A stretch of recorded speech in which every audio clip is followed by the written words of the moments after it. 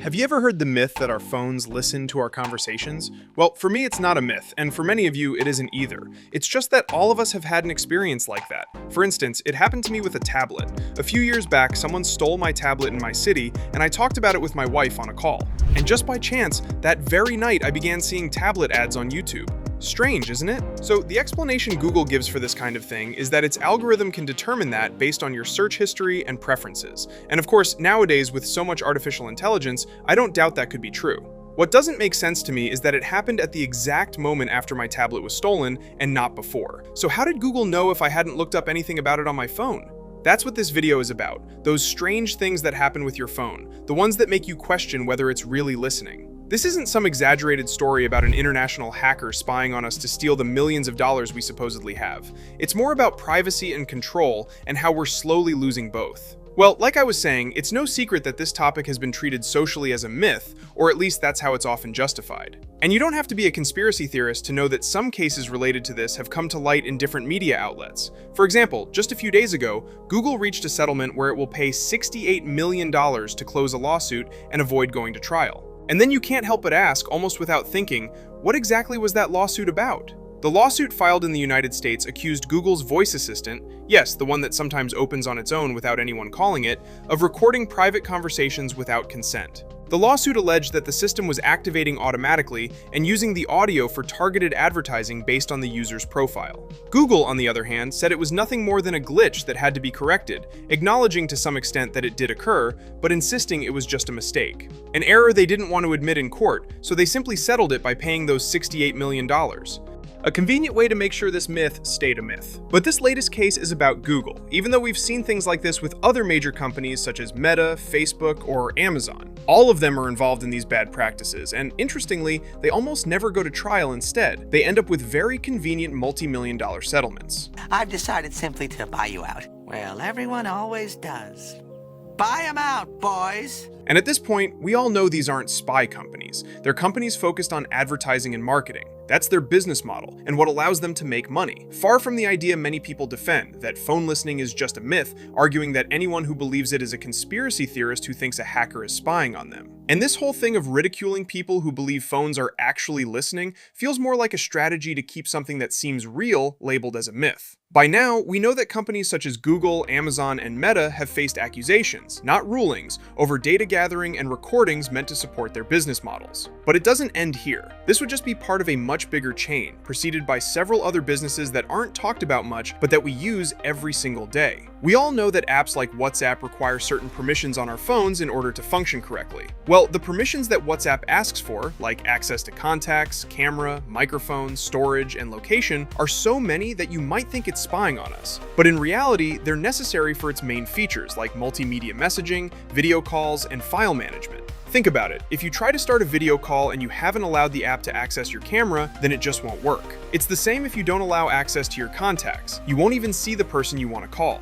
Simply put, some apps require many permissions, but that doesn't mean they're spying. Let me pause here for a moment. Even if WhatsApp actually needs those permissions, that doesn't mean it's not using our conversations for advertising, considering it has faced accusations of these practices in the past. What I'm getting at is that we install apps daily, and most of the time we don't pay attention to the permissions we're giving away.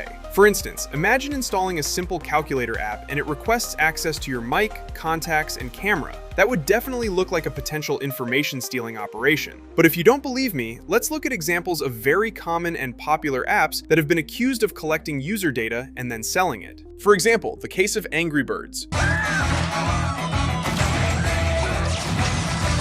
Although the company wasn't directly involved in selling that data, Rovio Entertainment, the company behind the game, responded by saying they didn't collaborate with any surveillance programs and that the information mainly came from third parties focused on advertising. So basically, the data they gathered ended up being handled by third parties, their collaborators, and that's where they say the issue started. Another well-known case in the gaming industry involved the game Farmville.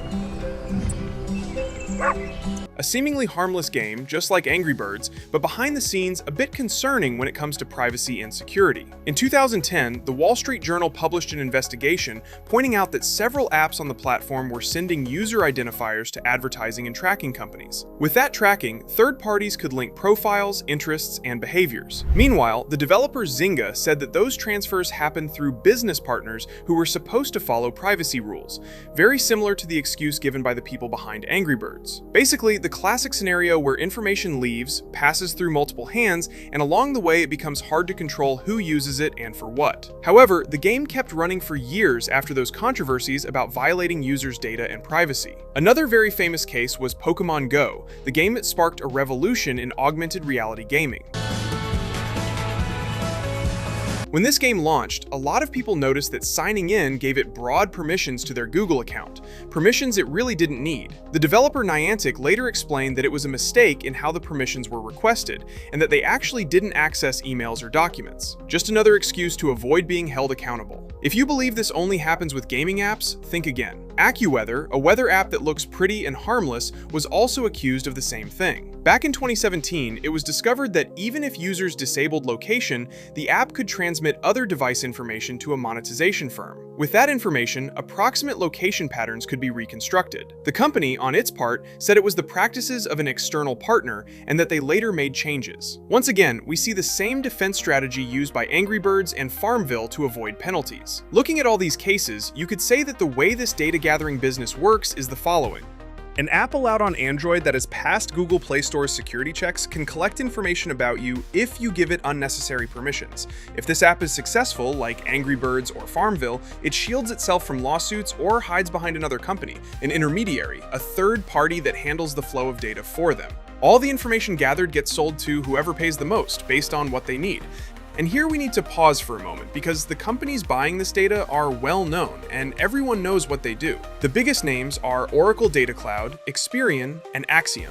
They're data brokers, which means they focus on buying information, building user profiles, and selling those profiles to other companies, the ones you're likely familiar with. Exactly. The customers of these data brokers are major tech companies such as Google, Meta, and Amazon. And even though these big tech companies already collect data through their own apps, the information from these profiles basically complements or confirms profiles they might already have. Put simply, they could know more about you than you do.